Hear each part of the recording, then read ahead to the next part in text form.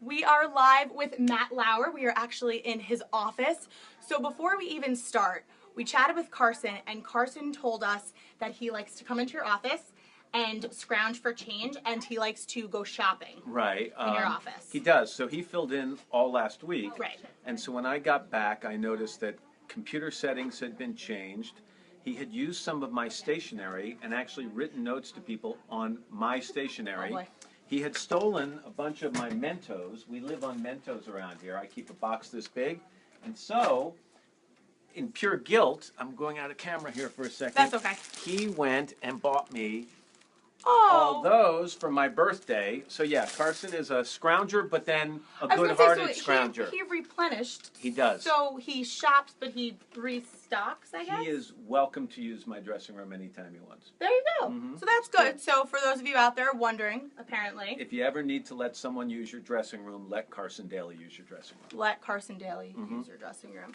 All right. So the main reason that we are behind the scenes for the Today Show is, of course, for our launch of NBC Boston. It's a big deal. It's it- a big deal. it We're really happy is. about that. We're really excited as well. You, we know, have Boston ties. I You do. worked in Boston for a while. I worked in Boston for a while. I lived in and around Boston on 2 different occasions. I lived in Canton Okay. for 3 years back in the 19-something. Loved it up there, and then I came back. Well, when I was living there, I was actually working in Providence, Okay. and then I came back and moved to Boston. I lived on Sleeper Street. If anybody knows downtown Boston, Yep. kind of Tea Party boat area over in the Yes. Wharf area. I lived on Sleeper Street, and I hosted a show in Boston, short-lived. But I love Boston. Yeah. I literally do. You know, I've always joked to people that although I am a diehard New York Yankee fan, Yes. I'm a Boston lover Yes. in terms of the city of Boston. Al actually mentioned being a Yankee fan as well. He didn't get like so much slack for it online, so hopefully. No, you know what? won't Again, either. I'm not a Red Sox hater. Okay. I'm a Yankees lover, and I think there's a big difference. Yes. It's like a lot of people in New York are Yankees lovers and Mets haters. Yes. I like both teams. I'll root for a New York team.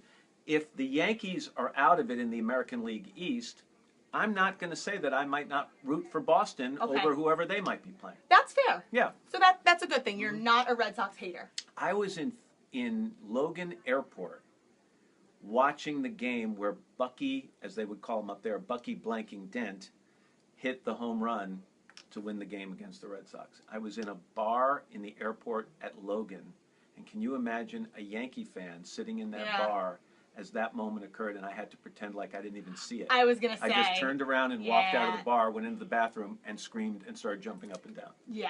I was gonna say you don't want And to then celebrate. right into the witness protection program. Yeah, you don't want to celebrate too heavily in Logan Airport when No, that happens. exactly. Doesn't sound good. So, what were some of your favorite Boston things to do while you were there? I love the river. I used to go and jog by the river all the time. On 4th of July, I would be there and watch the fireworks and listen to the Pops play. I caught as many games as I could possibly. I went to Fenway all the time. I loved it. Loved the North End. Loved Yes. the restaurants. Loved Chinatown. I just loved Boston. I jog up and down Newberry Street on a Yes. Sunday morning. Exactly. And stop and get coffee and a muffin or something.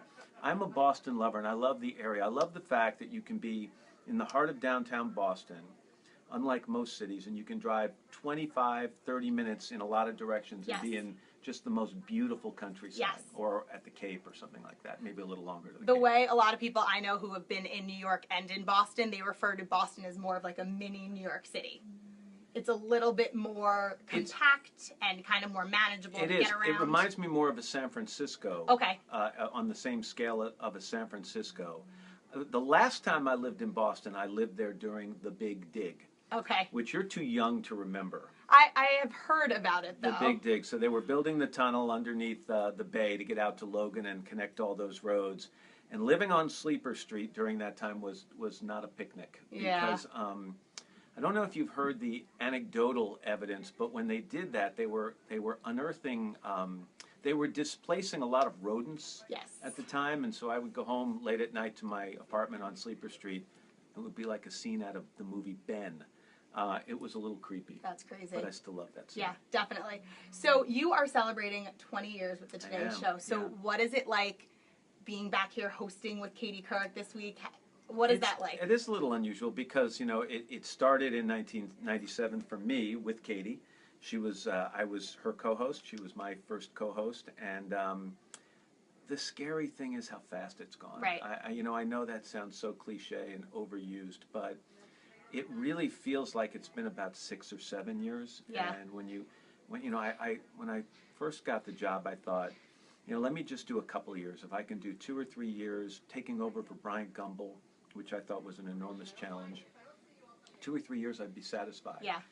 And then 3 years turned into 5, turned into 10, and now we're here at 20. And you know, part of me says, you know, that's too long, and the other part of me says, if you love something Exactly. and still find it enjoyable and challenging, then why not do Right. it?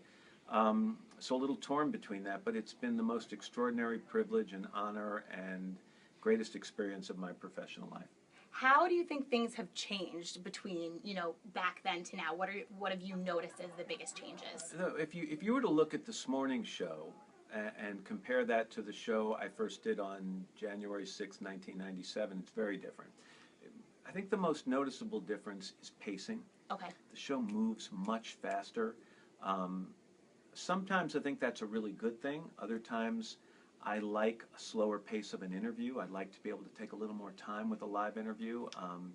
You know, the other big change is when I first started doing the show in 1997, and Katie and I talk about this all the time, you know, you'd wake up in the morning and your thought process would be that the first chance people would have to know what happened overnight was tuning in to Right. the Today Show. And so those first few minutes of our show were vital. You telling people what they missed while they Exactly. were sleeping, telling them what they can expect to see during the day and what they needed to know. And now most people are like me. They wake up, And you grab the phone. this is your alarm, Right. and the second after you turn the alarm off, you can thumb through the headlines of the day. So Exactly. you kind of know what's happened. So the focus now for us changes to adding context Okay. to what you've seen as you wake up To in the morning. furthering the story Yeah. and giving more information. In some ways, this is our competition now. Right. It's not really the other shows anymore. I see this as my competition. Yeah. That's crazy. Yeah. Well, congratulations. Thank you very so much. much for chatting with us. It's We my really pleasure. appreciate it. The Boston viewers do as well. We're going to be live here at the Today Show for the rest of the morning. You can head over to NBCBoston.com and check out photos and videos from our visit, and stay with us on the NBC Boston Facebook page for some more live coverage. But for now, alongside with Matt Lauer, I'm Caitlin Fichtel. Thanks for tuning in. Thanks, Caitlin.